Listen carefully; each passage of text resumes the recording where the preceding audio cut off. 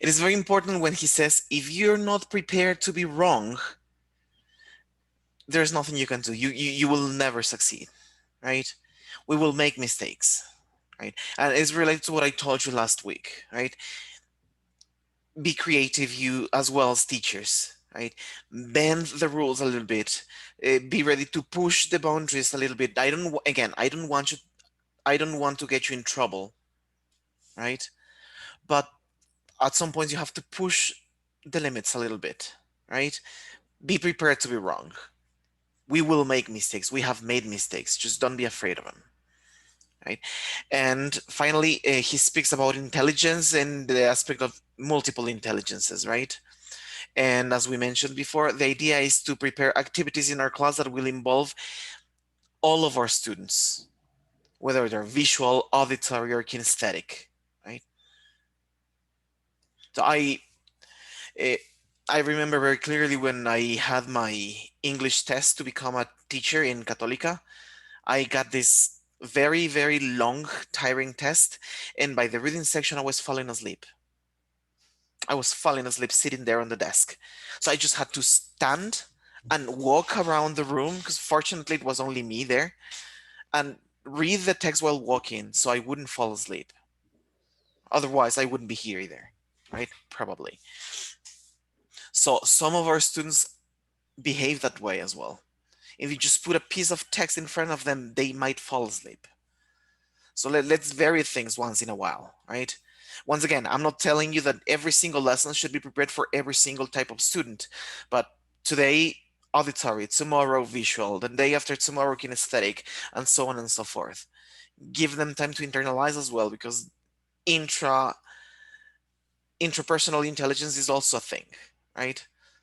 Some students are not as sociable as the rest. They might not like to work in groups, and that is also okay, right? Let them some space so they work with themselves, right? And let's be prepared to have an open mind, right? Yes, we might have difficult students. Yes, we all know that we will have, and if you don't have already, ADHD students in your classrooms, right? So let's be prepared to deal with them, right? Not only to hope they have their medication and they are sitting quietly down in the corner, right?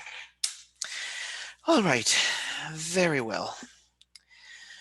What are we supposed to do today? Let me remember. I asked you to read something for today. What was it? Van Van Patten. Patten. Van Patten. Patten. Yes. All right. And from Van Patten, what was Van Patten about? The input, the principles of input. Okay, yes. Structured input. Okay. I have something about that somewhere here. Give me a minute.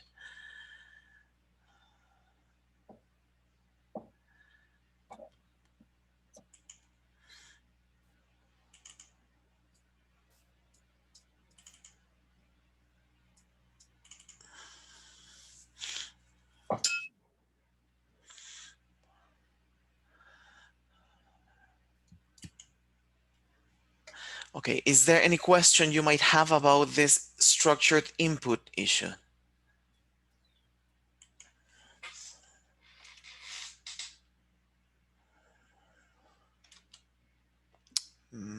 Apparently not.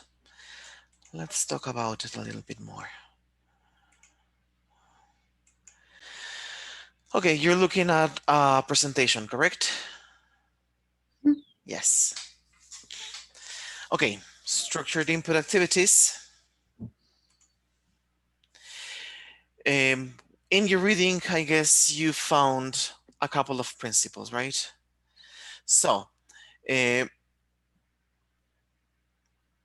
students will definitely process meaning before form. That is number one. So when you prepare structured input activities, notice and please take into consideration that meaning comes before form. right? Before students understand the structure of a sentence, the structure of a question, or the structure of relative clauses, they need to understand the meaning, right? And in order to do so, they will focus on content words. Can you give me example of content words, please? Could be nouns or verbs. Yes. Adjectives. Noun, verbs, adjectives, adverbs, basically those four, the most important ones, correct? So those are the words, those are the parts of speech that bring meaning to communication, right? The rest of the vocabulary, the rest of the lexicon we handle is purely decoration, okay? So they will rely on lexical items, right? For example, in the sentence, yesterday I talked to Gary. The most important aspect in this sentence is yesterday.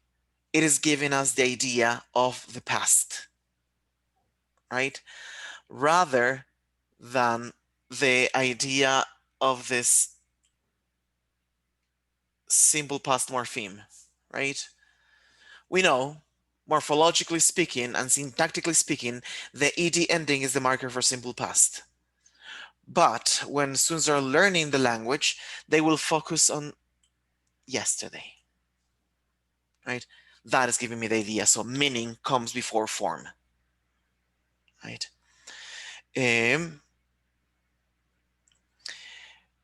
More meaningful items are understood first, right?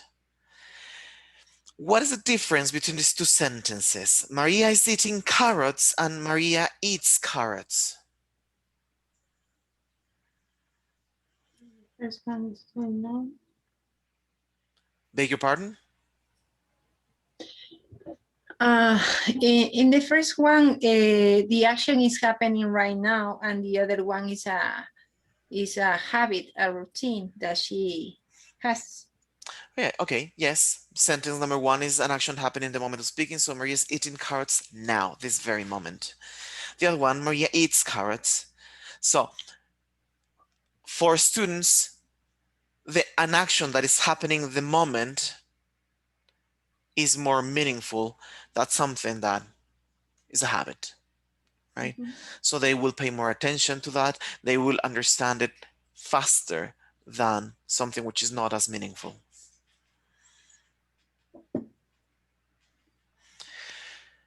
Students process communicative content at a low cost of attention. Can somebody tell me what I mean by this? Or what Van Patten means by this?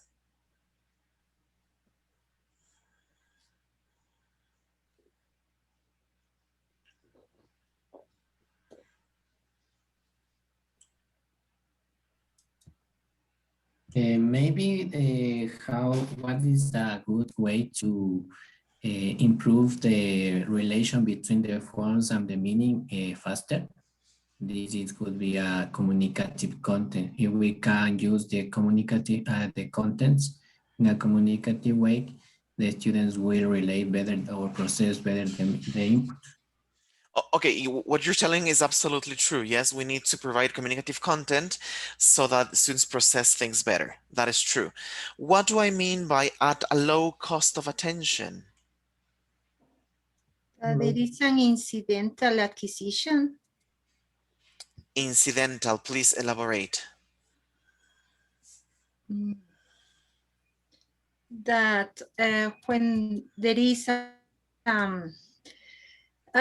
student when gets an incidental acquisition when they get the message or the input like vocabulary, syntax, morphological, when they practice and when they hear, for example, when we say open the book, and sometimes they are going to follow the instruction.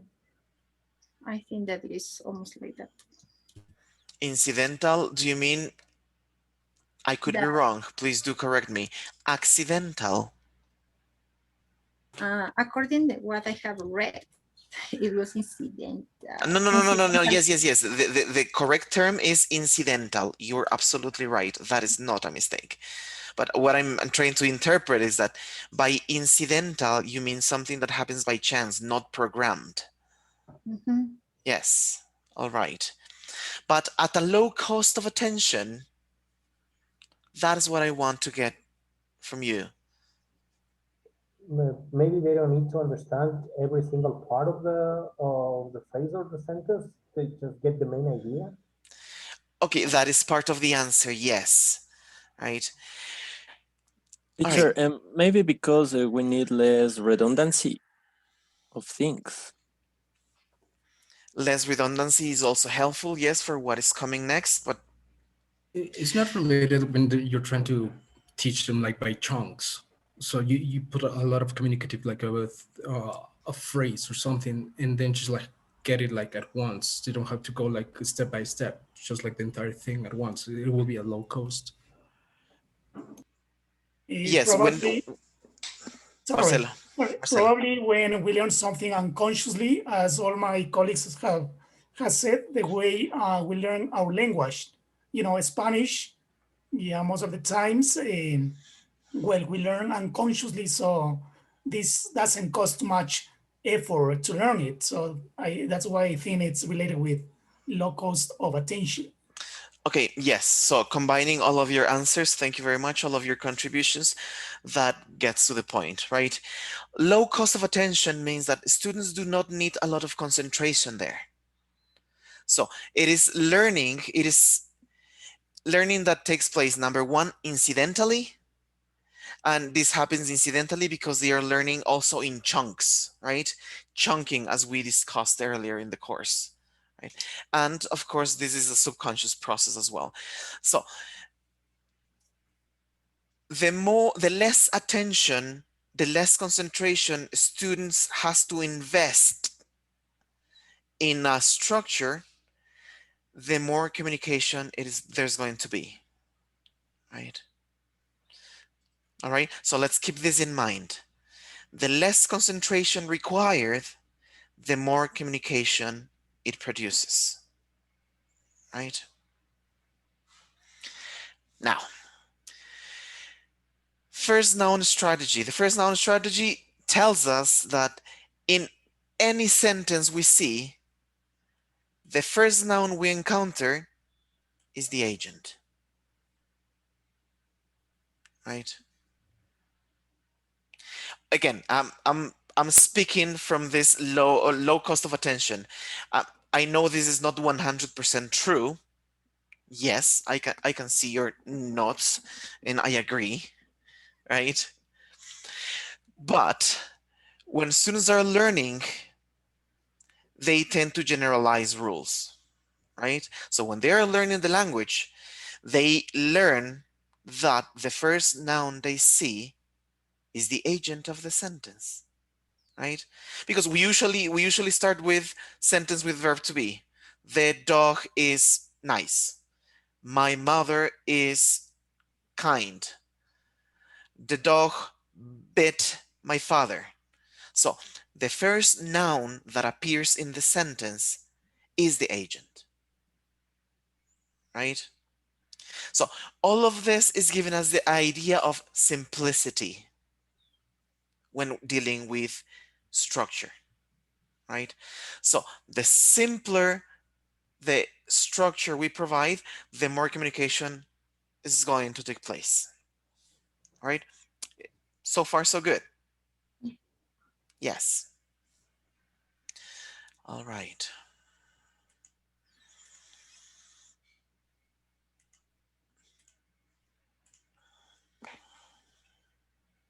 Yes. Okay. The purpose of this is for you to develop structured input activities, right? Paying attention to the principles we just finished discussing, right? And these structured input activities have a couple of requirements. Present one item at a time. What do I mean by one item? It prefers one form. Thank you One very form. much. Yes, one form. So for this activity, I am going to focus only your simple past or simple present or prepositions of place or let's say professions or food, one item at a time. Okay? This will generate low cost of attention. So students do not have to think a lot to produce. Correct? Keep meaning in focus. Right? So the most important part of this activity is not the form, but the meaning. Are students understanding what's going on? Yes? Avoid mechanical input activities. What is a mechanical input activity?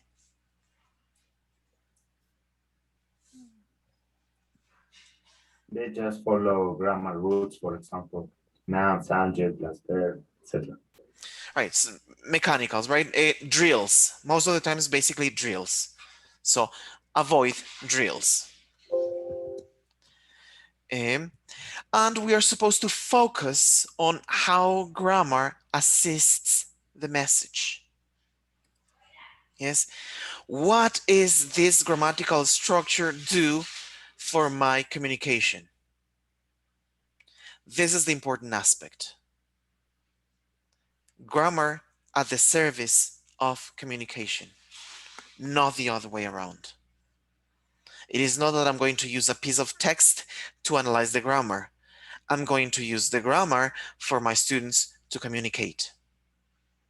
Right?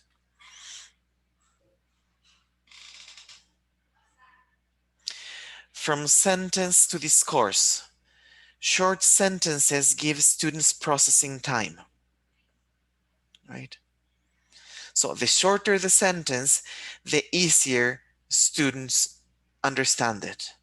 And they have more time to process and internalize the rule. Right? Oral and written input, you mentioned input earlier, just today. And yes, it is important. Students have to see it before they learn it. They have to see it, they have to listen to it, they have to see something, they have to receive input so that they can produce it. Right? Once again, we're talking about Mr. Krashen as well, but not only Mr. Krashen, but making sure they also produce, right? Krashen focuses merely on we providing input and then life will take its course. But the idea is that they receive adequate input so that they can produce. And that is our objective here, producing as well. Do something with the input, right? Students are going to receive input, and just as I said, they have to give me something in return. They have to produce something, even if not in the received structure. Remember the task-based language teaching, right? You give them a task, you give them some input, and you expect something from them in the language they can use.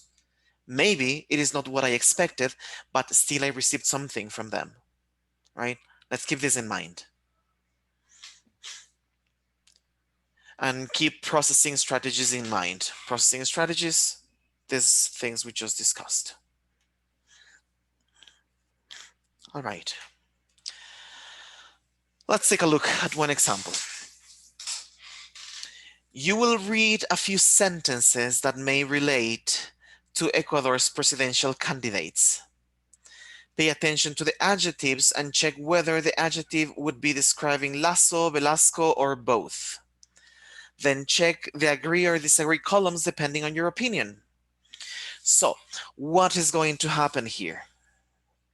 The teacher is going to read some sentences, right, about these two candidates. Okay?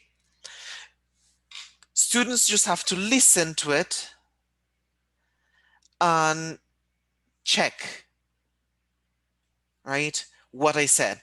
So I said, Velasco is not very intelligent, right? So who's intelligent, Lasso or Velasco? Who's more interesting, Lasso or Velasco, or both? And in the end, in the student's opinion, do they agree or not with my sentences? They can agree or they can disagree. That is not a problem here. The thing is that they are receiving simple input, right? They are receiving input focused on adjectives. And they do not require a lot of comprehension to understand my sentences and to understand the meaning of the adjectives, because that is what I want. I want them to understand the meaning of these adjectives. So my sentences are simple and they are not doing a lot. They are not transcribing the sentences. They are not filling in the blanks. They are just putting ticks, right? Very simple, right? So ticking the adjectives they listen to, right, is the first part, right? I need them to do something with it, right? And they are doing this. They are going to agree or they are going to disagree with me. So this is giving me evidence that they understand the adjectives as well, right? So they understand when the adjectives, when I say the adjectives, they understand the meaning, and that's why they agree or disagree, right? Maybe they are fans of Tercer Mundo, so they think Velasco is honest, right? I'm not here to judge anyway. So that's the point, right? They receive input, they recognize the input, and they show me they understand the input, agreeing or disagreeing. So far, so good. Yes.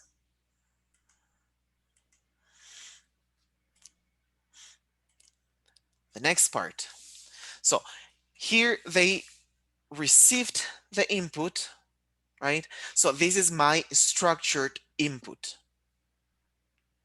Now I need structured output. Yes, and they are giving me the output in this. Describe Lasso and Velasco physically, provide 4 characteristics for each person according to the photos. Oh, look at this typo. According to the photos, all right? So they are going to write sentences similar to the ones they listened to. So they can say he's tall, he's casual, he's formal, right? Okay, is this clear? Yes, very good. So after receiving the input, the structured input, showing understanding of the structured input, they're going to produce output. Once again, it is very simple, right? Remember, it is from sentences moving to discourse, right? So from sentences, they can go to paragraphs or they can go to presentations, etc. But we begin with sentences, depending on the level of your students. There, listening activities for something else. Any question? No. Very good. So I guess you know what's coming. I'm going to divide you in groups. Let me see. All right.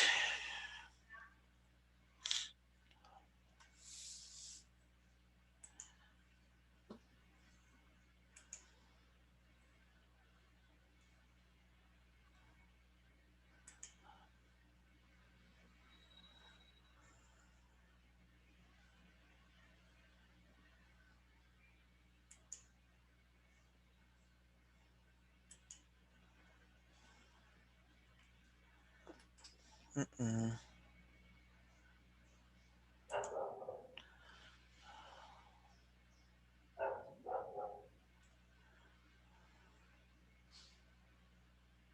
Okay. I'm going to divide you in groups. But first I need to show you where.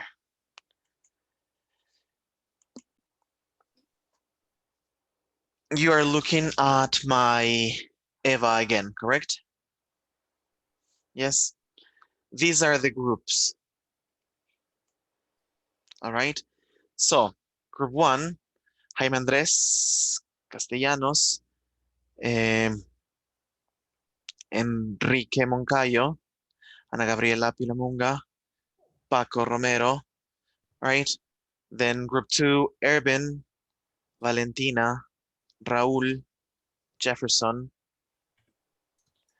3, Carla, Evelyn, Dorleni, Ramiro, there.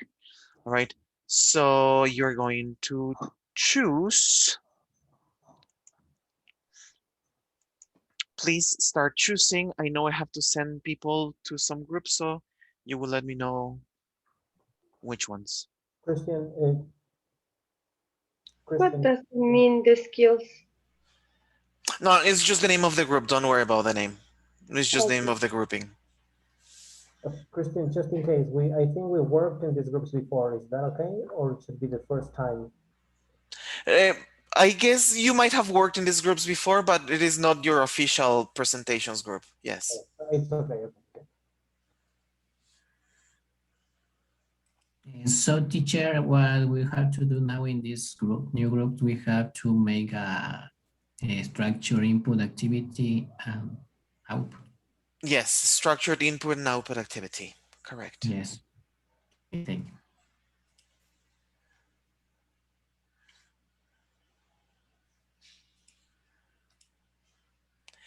Emilia, which group should I assign you to?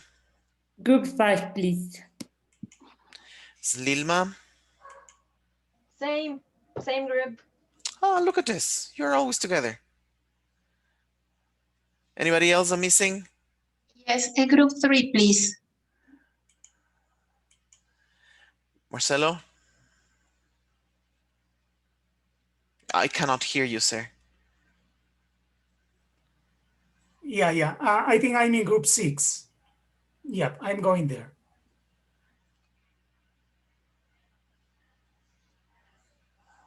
All right.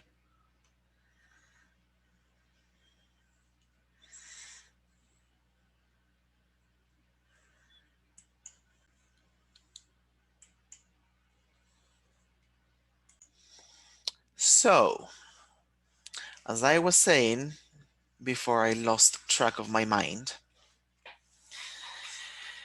Okay, last week you also presented on listening, speaking, reading, and writing, right?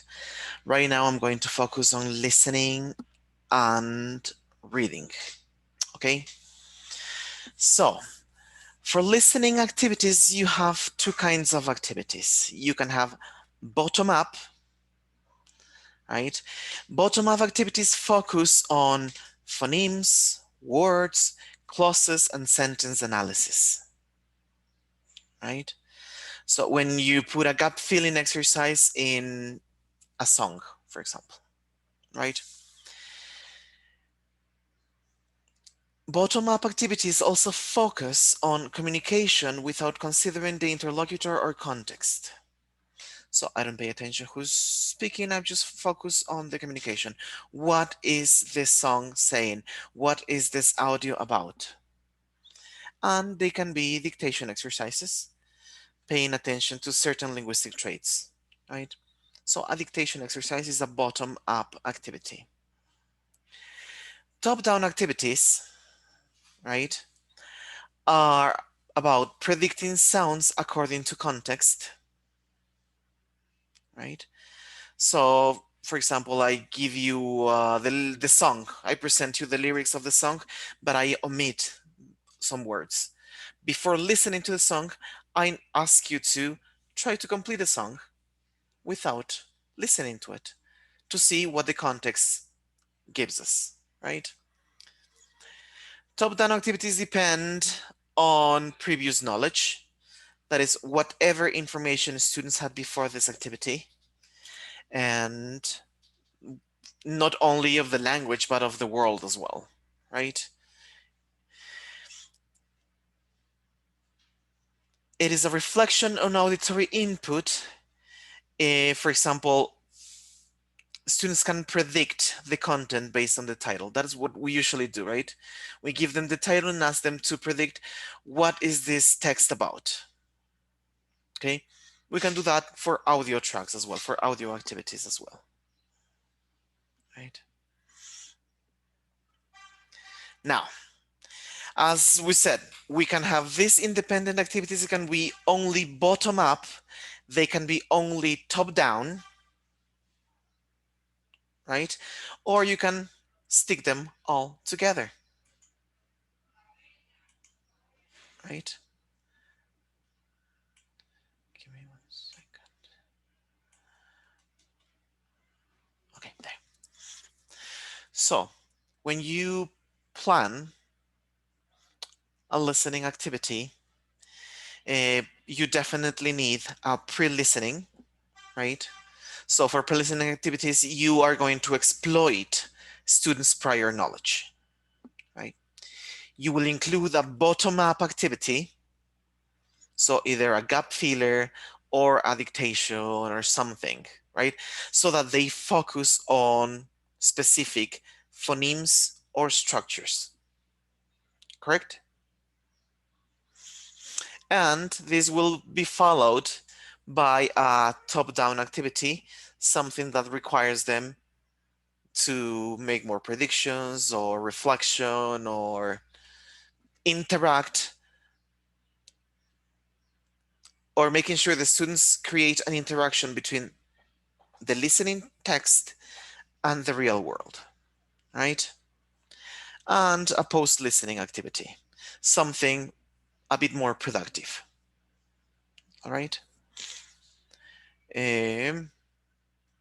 Very similar to what you did in the literature class, right? Something more productive, something they produce with language.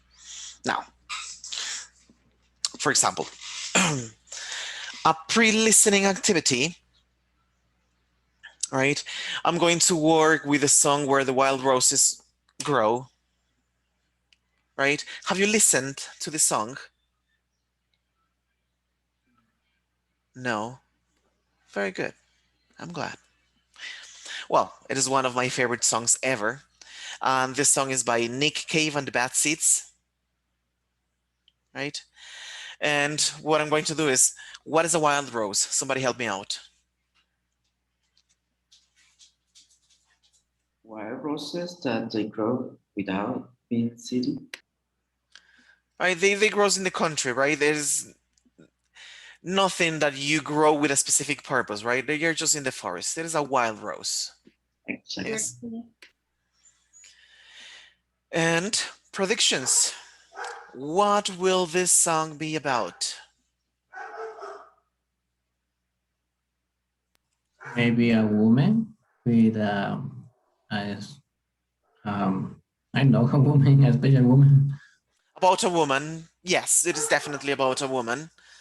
Yes, most songs are about women, right? They're basically the reason of existence in the end. So, let's take a look at this. Bottom up, right? Wait a second.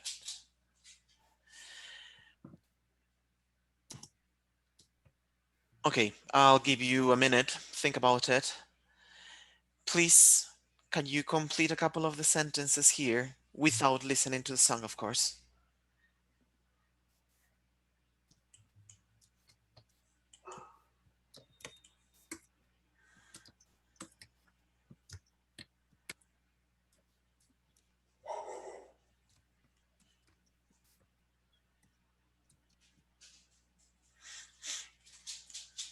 Okay.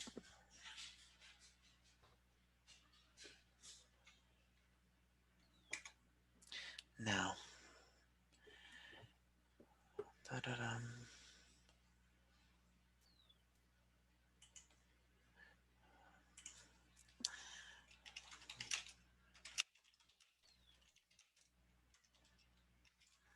I'm going to have you listen to the song. Please do let me know if you listen.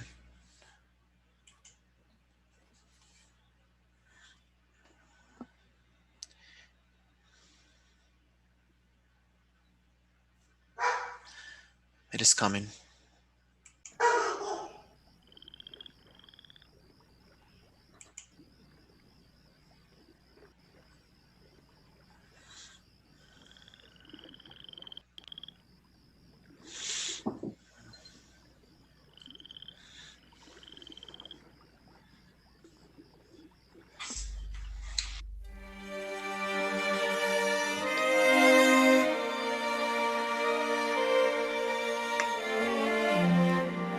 They call me the wild rose, but my name was Eliza Day. Why they call me it, I do not know, for my name was Eliza Day. From the first day I saw her, I knew she was the one. She stared in my eyes and smiled, for her lips were the color of the roses that grew down the river, all bloody and wild. When he knocked on my door and entered the room, my trembling subsided in his sure embrace. He would be my first man, and with a careful hand he wiped out the tears that ran down my face. They call me the wild rose, but my name was Eliza Day. Why they call me that I do not know, for my name was Eliza Day. On the second day I brought her a flower. She was more beautiful than any woman I've seen. I said, do you know where the wild roses grow, so sweet and scarlet and free? On the second day he came with a single red rose. He said, give me your loss and your sorrow. I nodded my head as I lay on the bed. If I show you the roses, will you follow? They call me the wild rose, but my name was Eliza Day. Why they call me that I do not know, for my name was Eliza Day. On the third day he took me to the river.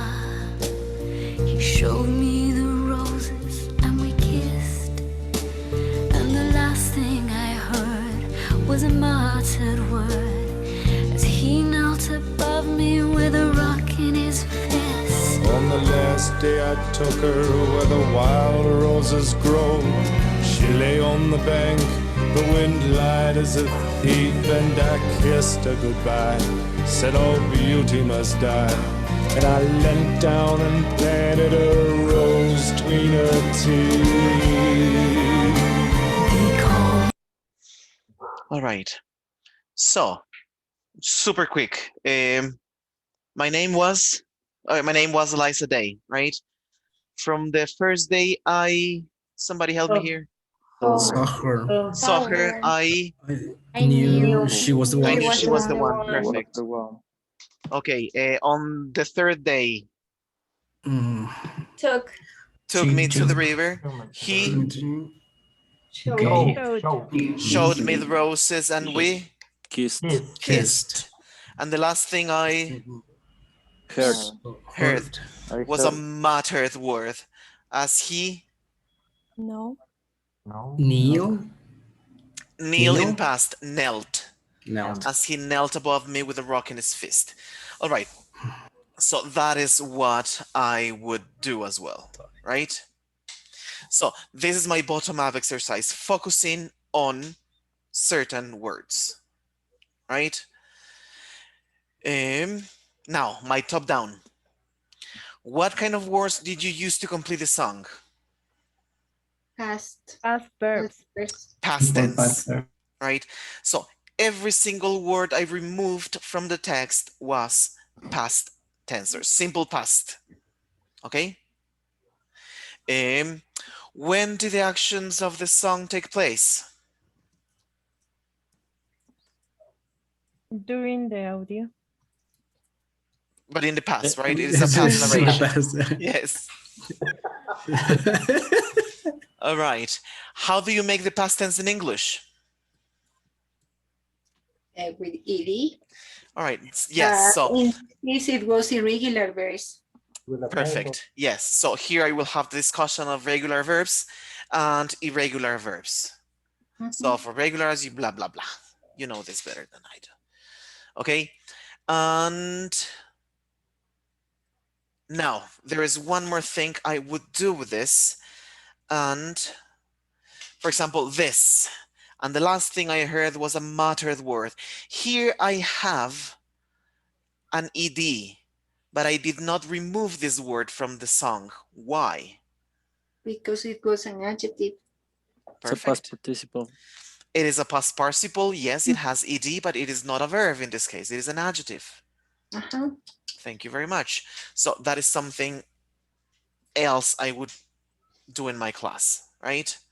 By the way, what is the meaning of muttered?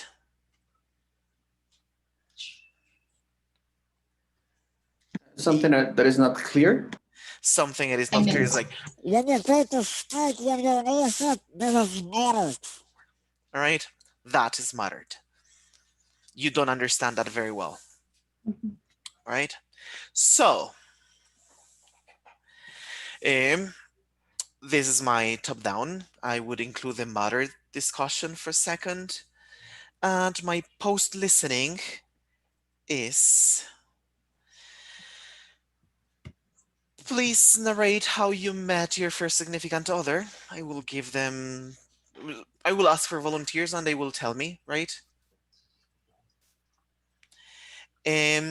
Now, divide them in pairs. Please tell each other how you felt the first time you broke up with someone. And in a different group or in a different group setting, start the story with, the first time I saw him or her, I was making a fool of myself. And this is a collaborative story, right? So here I am having them produce language. All right. So with this activity, what is happening is that I am combining structured input with a listening activity. Yes? Is this clear? Yes. Do you have any question? So we are going to add a post listening or a post something to the activity we're doing in groups. All right, ideally, I'm going to stop sharing now.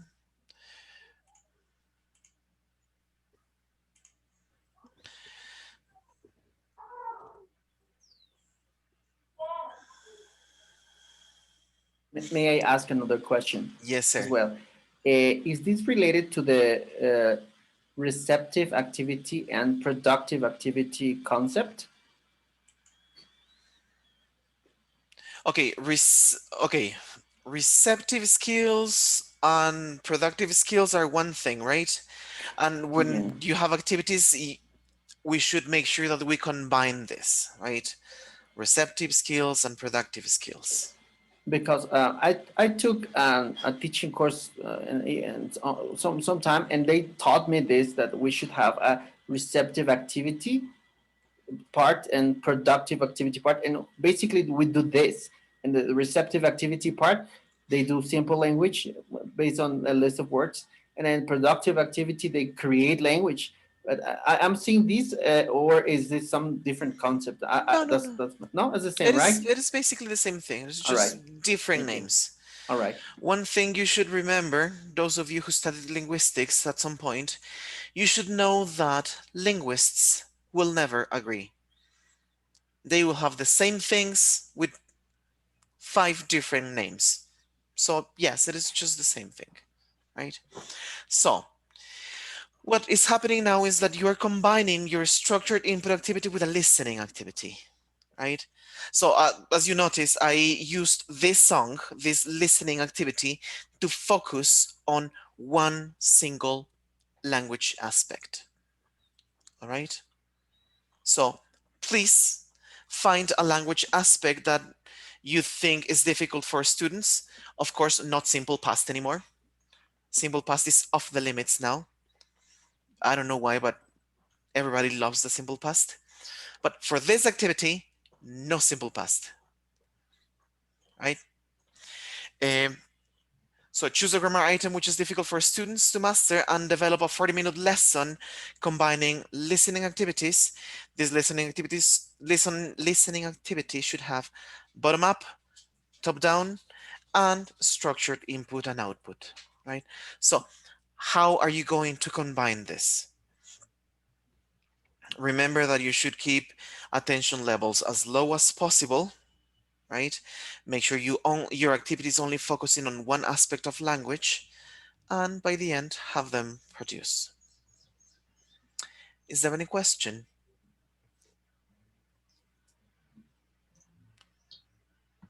I have a question, teacher. Yes, please.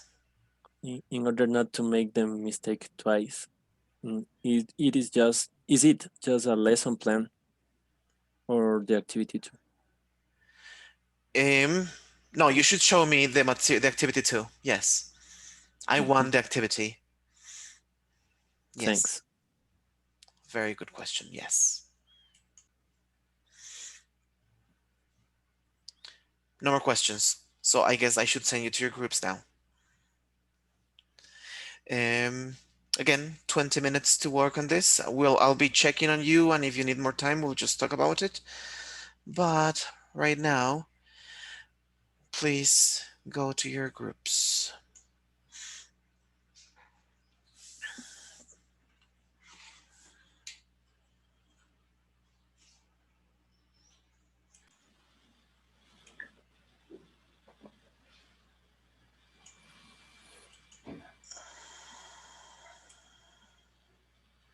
Okay, I think we are ready. Well, good evening, everybody, dear colleagues, dear teacher. So we are group number 5, and the members of our group are Enrique Moncayo, David Basantes, and me, Marcelo Moreno. And we are gonna continue with expositions, focusing today on teaching grammar and vocabulary. Okay, so before starting with this part, I would like to ask you, what comes of words come to your mind when you listen the word vocabulary? I think a lot of words, right? I think a lot of words. Please write down in the chat. What kind of words come to your mind when you listen the word vocabulary? Can you help me, please? Write down in the chat. Write down in the chat. Yeah. For example, he says meaning, verbs, of course. Yeah, we have collocations, nouns, new words, idioms. Right, yeah. Well, this is what we are gonna focus during this presentation. In the first part, vocabulary, and in the second part, grammar, okay? So what you just already mentioned on the chat is correct. When we talk about vocabulary, we are talking about different aspects, like vocabulary could be considered a single word, like office, a simple word. It could be a compound noun, like post office, okay? It could be a multi-word expressions or a chunk. Yeah, these kind of words we have here during the last presentation. So also this is part of vocabulary, like call it a day, in any case, how are you, what's it going, etc. So they are kind of phrases which have a specific meaning. So all these kind of words which are inside vocabulary, instead of being calling only simple words, we are going to call them lexical items. So the best word to define vocabulary or to relate with the word vocabulary, it would be lexical items. Okay, lexical items. This is what vocabulary is, lexical items. So in this part we have what students need to learn about these lexical items, about this vocabulary. What do students need to know? Okay, for example, if I ask you, here we have 8 different aspects, right? Isolina, what do you think, looking at this first photograph, what is the first aspect the students need to know about these lexical items? Can you help me, please, Solina? Oops, he's not there. Okay. Yeah, I'm here. Sorry. Pronouncing? Is he Right. pronouncing? Yeah. Yes, yes, yeah.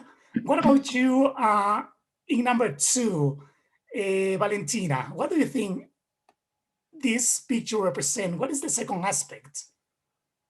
Okay, something that comes to your mind related to the picture. Maybe something to identify, get with the meaning, right. connect with something. Excellent, excellent. That's right. What about you, Paco, number 3? That is another aspect of vocabulary or lexical item. Those would be like the conjugations of it. Excellent, that's right. Different conjugations. Viviana, number 4. For number 4, it could be the the different functions could be. Right. Yeah. Okay. You know, here we have two kind of rings. Yeah. What do you think number 5, Daniel? Number 5. What comes to your mind? What could be another aspect of this vocabulary? It would be the communicative competence, maybe? Right. Excellent. Of course. Yes. What about number 6, Dorleni? What comes to your mind? I think that is related to the context. Excellent. Very good. Jenny, number 7. Maybe some significant knowledge that they get it. Of course. Right. Yeah. And finally, what about Jefferson, number 8? Maybe the grammar part. Well, of course, these are the different aspects that students need to know about vocabulary, but not only students, but teachers as well.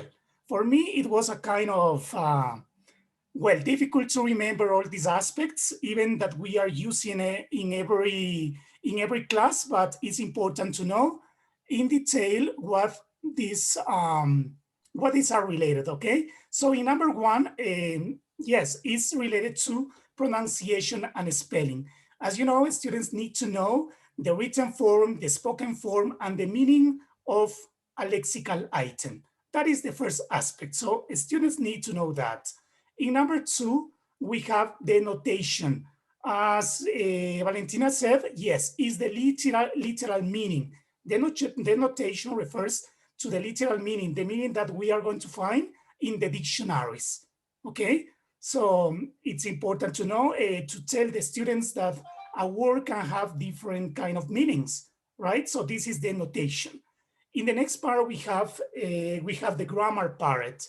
So if it's not explained with general rules to the students, so in here, it's important to tell the students what is the grammar of a lexical item.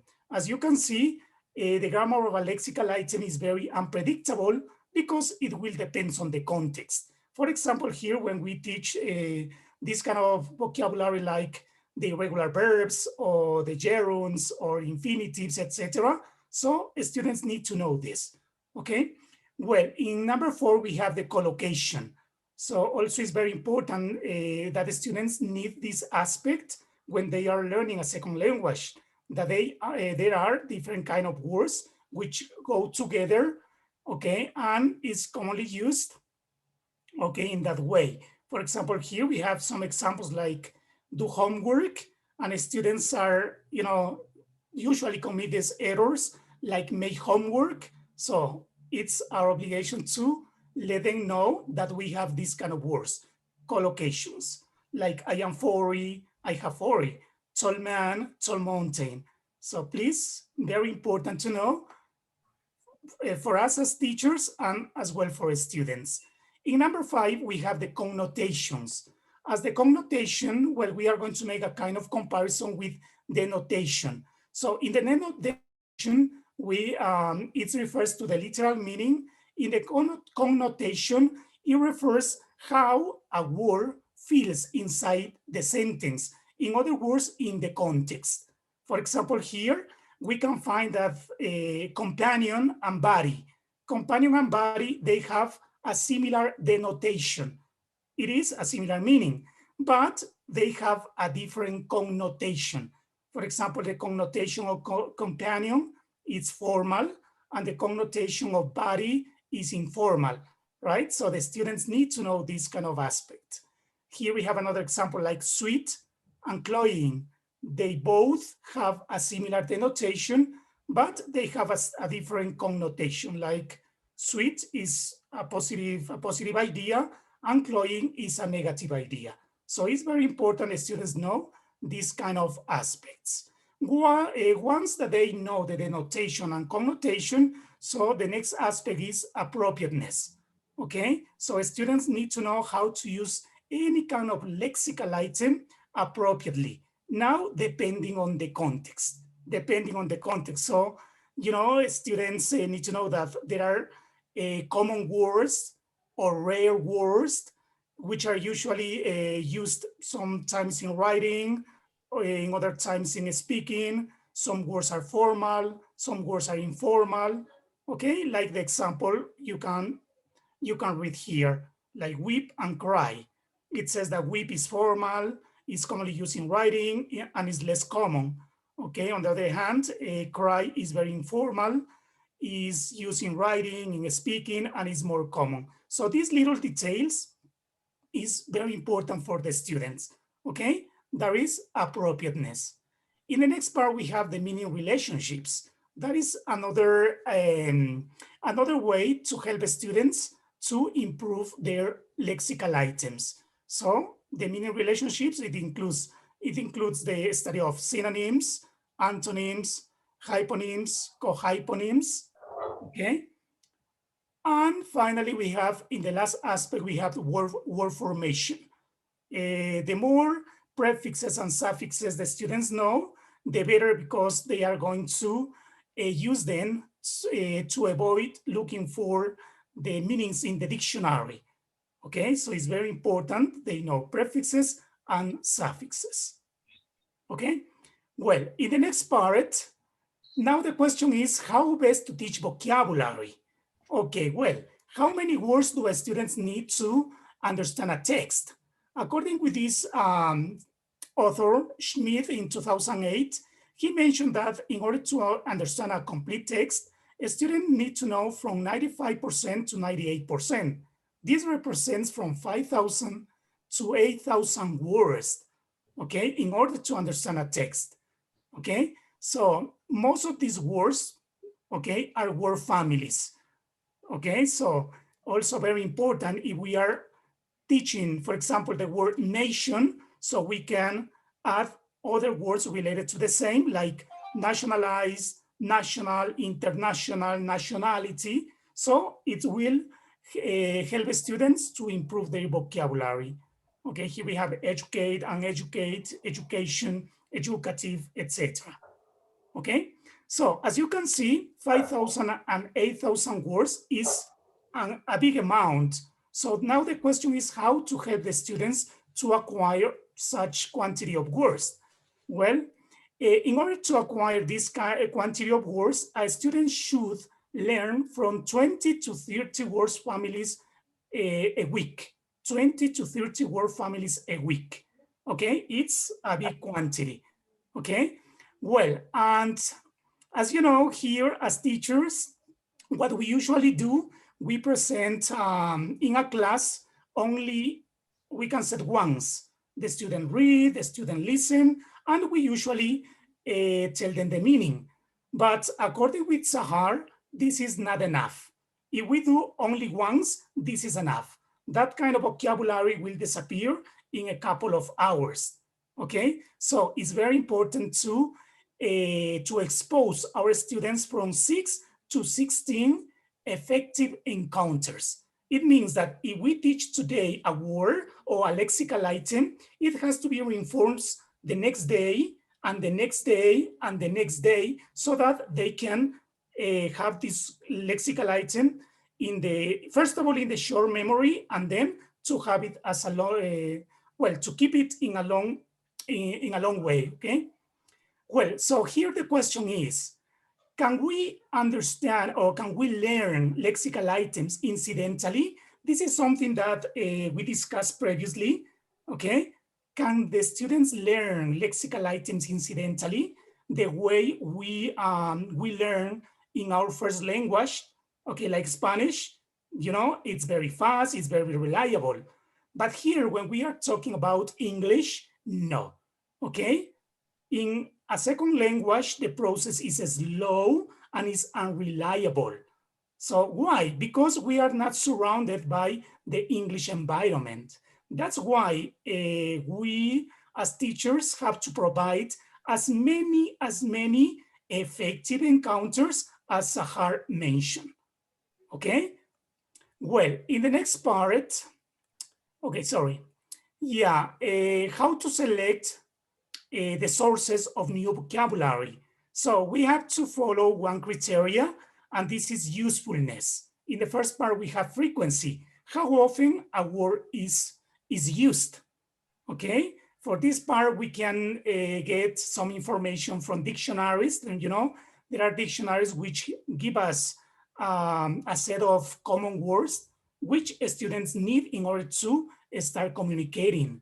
So the importance of the words, okay, how easy is the word, and also if these lexical items we are teaching them is interesting or is not, okay?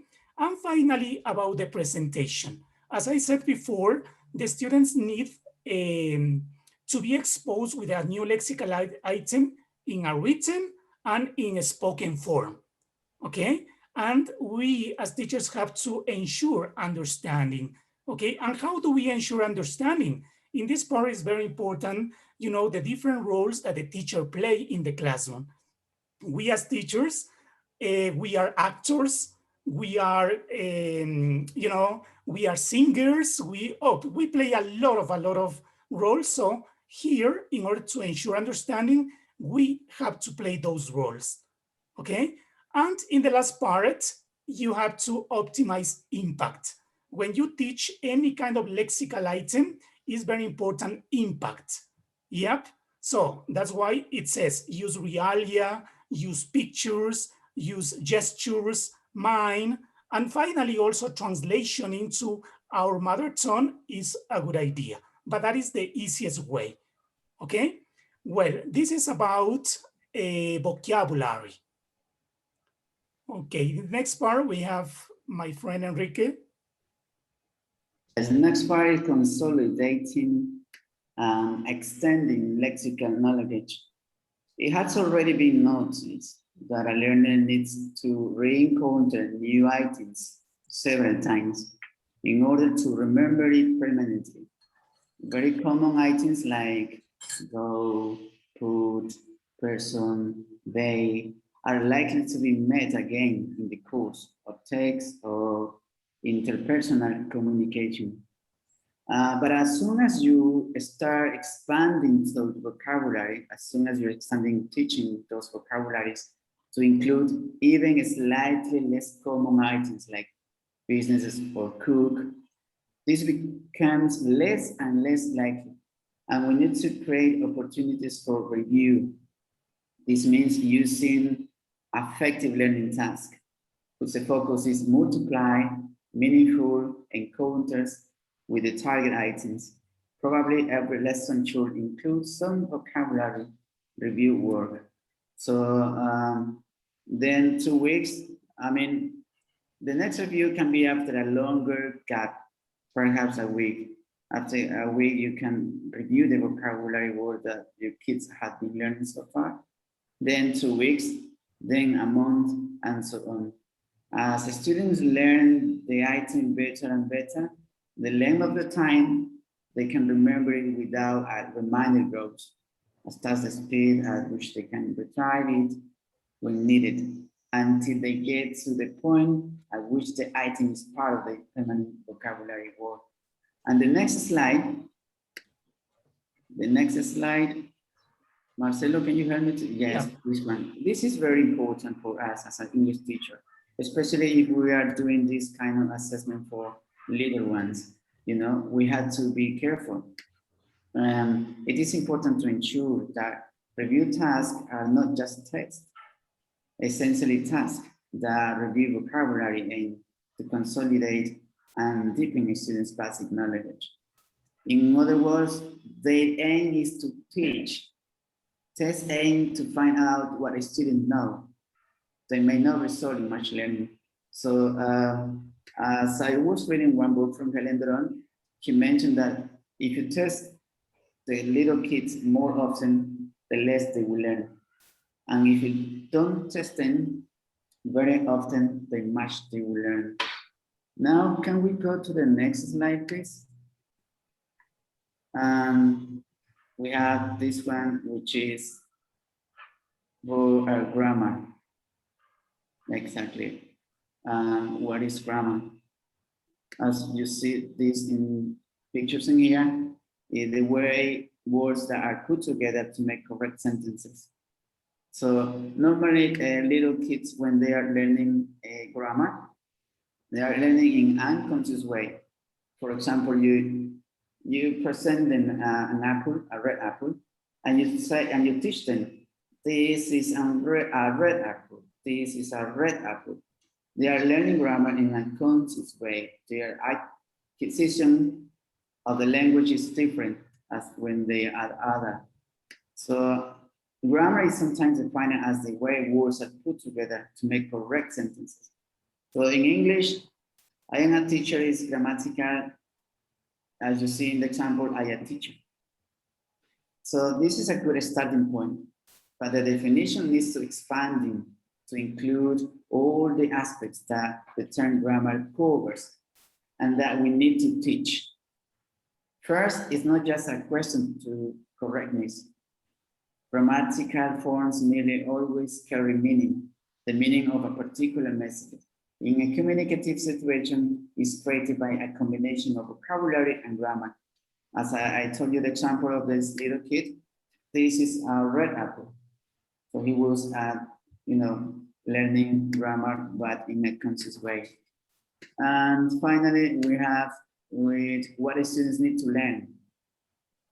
The students need to learn grammatical accuracy only when it affects meaning, but does not interfere with effective communication messages.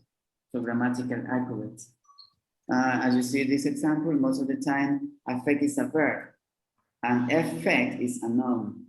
I remember once one student asked me, teacher, why we say bear, B-E-A-R, does mean bear also. But why do we say bear when you cannot bear someone? So we must teach them as a verb and as a noun. I'm very careful with that. And the next slide is Erwin, who is going to explain you how best to teach grammar in this case. Thank you very, very much. Okay, so basically, there are two ways to teach grammar, which is implicit and explicit process. I would call it also direct and indirectly. In my experience, the explicit process might be more academic for academic levels when they really need to shape up their grammar. But implicit process would be more linked to social communication, communicative purposes and stuff like that. Although you can use it in any case. So some questions that students who receive some explicit instruction in grammar perform better than those who don't. In other words, explicit grammar teaching is necessary and it's proven that it really helps the students. But both types of teaching are necessary. We cannot just concentrate or overuse one process over the other. Let's move to the next slide, please. Okay, how to present grammar. Here we have some principles, basically. most of them you already know because you guys are teachers. Yet, I would like to mention some of them, like for example, explaining, present and explain. Number one, examples in meaningful context before explaining it. I think most teachers sometimes have that as a challenge. Yeah, before we mention any grammar terminology, we should focus on meaning. And many of these tips really gravitate around that concept. Yeah, for example, number 4, don't use always grammar terminology, which also it's called meta language. Sometimes it's necessary to explain grammar in the first language in L1. That's okay. When we explain grammar rules in point number 7, we should also remember the exceptions. And we have two forms here, the inductive method and the deductive. As you guys know, inductive is when students work out grammar on themselves, and the deductive is when you give them rules and they have to give examples. Let's move on to the next part, please.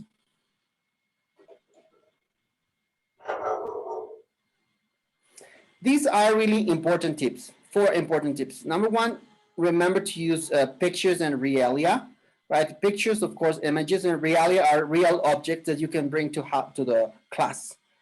Very important, try to avoid, I would say, do not use the question, do you understand? I don't know how many of you know this, but when students don't understand something, they cannot tell you because basically they don't understand. So the best way to figure or to check if something is not clear is with yes, no questions. For example, can you ask the question, do you understand? Yes or no? If you understood, you would say no. So I'm doing concept checking with yes, no questions. Also get feedback from students, listen to them, and teach early in the lesson means try not to spend too much time in other activities before they get burnt out. Try to teach them early enough so they have energy to pay attention. Can you move to the next, please? Okay, so here we have some other grammar practices to consolidate and automatize grammar knowledge. These are types of basically activities and principles, right? Number 1, it's awareness. Number 2, controlled drills. Number 3, controlled responses through sentences completion, rewrite, and translation. Again, number 4, meaningful drills. Number 5, guided meaningful and practice. Number 7, structure-based, which is free sentence composition. Again, the tip would be to balance it, not to overuse any of it. As the teacher said, the students have different multiple intelligences, and these types respond to these differences as well, okay? Can you please continue to the next slide? Here, finally, we have a short classification on grammar assessment. As some classmates mentioned in other presentations, assessment goes beyond just simple evaluation. It also includes how to improve things, improving things. So assessment goes involves those 2 things. So we can do it in 3 types, okay? Closed-ended items, test items, open-ended test items, and translation. As you can see, the closed-ended test items have these classifications, right? Multiple or dual choice, guided gaps, transformation, matching, rewrite, correct, and correct the mistake. Again, I think all of you are familiar with these things, so I'm going to quickly show you some examples. Can you please go to the next? So here you have some examples of multiple or dual choice, right? Basically, it's you're given the options, and the students have to select. Guided gap fills, you're very familiar with these. Transformation, right? You have to adapt to a new content. Can you move to the next slide, please? Again, matching, rewriting, correcting a mistake, detecting where the mistake is. Can you go to the last, please? And this one, right? Open-ended test items, right? As you can see, basically it's about completing something, okay? I think my final observation would be always to have the graphic and the images element involved in the activities. I think so far that's what we have prepared for you.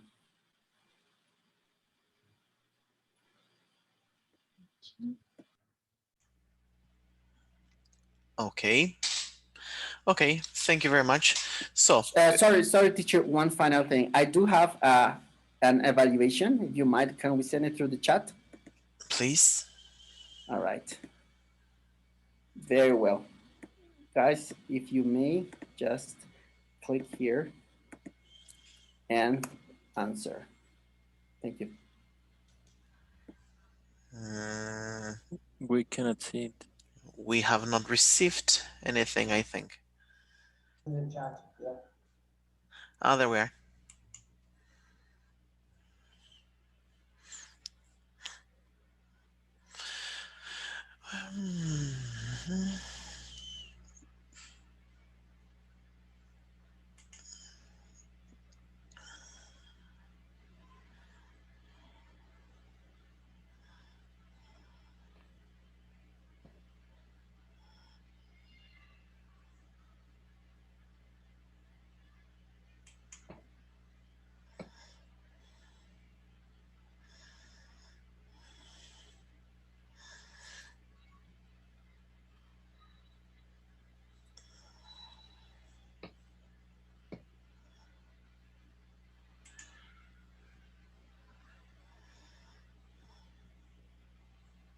Is anybody unable to enter? Is everybody entering the link? Yes. Yes. All right, because I don't see the answers. When they finish, probably you will see them. All right, there you go. So I'm gonna quickly put on the screen the results as they are developing, okay?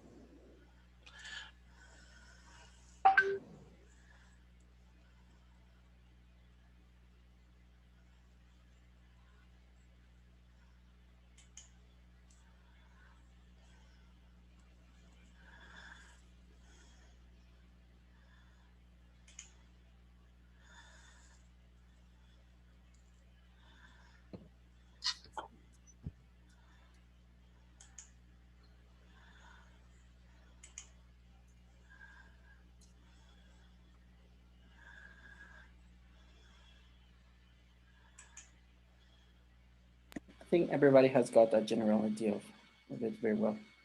Well, now, thank you very much.